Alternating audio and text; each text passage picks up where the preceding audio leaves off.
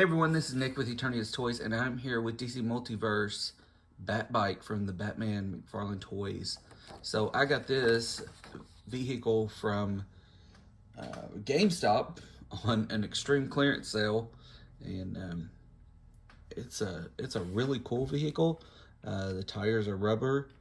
The paint job is really cool. It comes with this stand to keep it steady if you need it there. And it's, just a really good paint job all around. I like how this tire is really fat in the back. And here's the other side of it here. Looks in the front. I actually have seen a couple of these still in GameStops. So it's a good buy because it's not just, to me, it's not just movie specific. It really works with other characters. For example, on my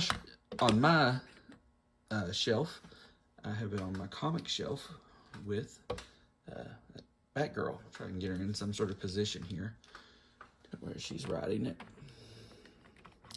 Now, you know, they don't have like crazy necks to where they can look up from it, but I think that she works pretty good on it, especially if you're like showing her from like the side.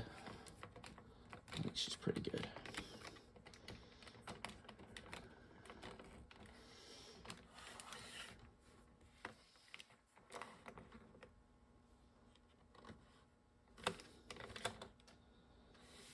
Yeah, I think that looks okay. But a lot of the times I have her kind of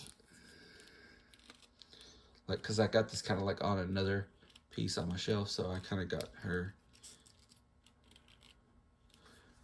kind of like this, like she's about to get started on it, and that tends to work. But overall, it's a fun vehicle, good movement, it looks great. I mean, it looks exactly like something, you know, Batman would have, and of course he does have it in the Batman movie. Other media and other comic book sources, Batman has smaller bikes, but he also has more futuristic bikes too, so it's kind of like a combination of the two ideas, really. Right now I don't have any other Batman motorcycles to compare it to, so this is my only one. I might be on the lookout for if McFarlane Toys makes a Bat Pod like the one that's in the Dark Knight and Dark Knight Rises. I can see myself getting that one, especially to go with my Dark Knight figure set. So we'll just have to see. So this is really cool. I mean, the only strike against it for me is this right here that's on both sides. It really does hinder you being able to get a lot of figures, even a lot of Batman figures on it. Because of where this sets, it's really hard for the legs to go down and there to be enough stretch, as you could even see with Batgirl, them to get up there just the right way with the articulation to fit. So because of that, that's the only strike against it. So I'm giving it a 4 out of 5. I love the wheels on it, and the paint job and the movement's all cool. So basically that is the Bat Bike. And I do not have a drifter Bruce Wayne. There was no appeal to that figure for me. And I think really the only figure I have from that line outside of this right here is the Penguin.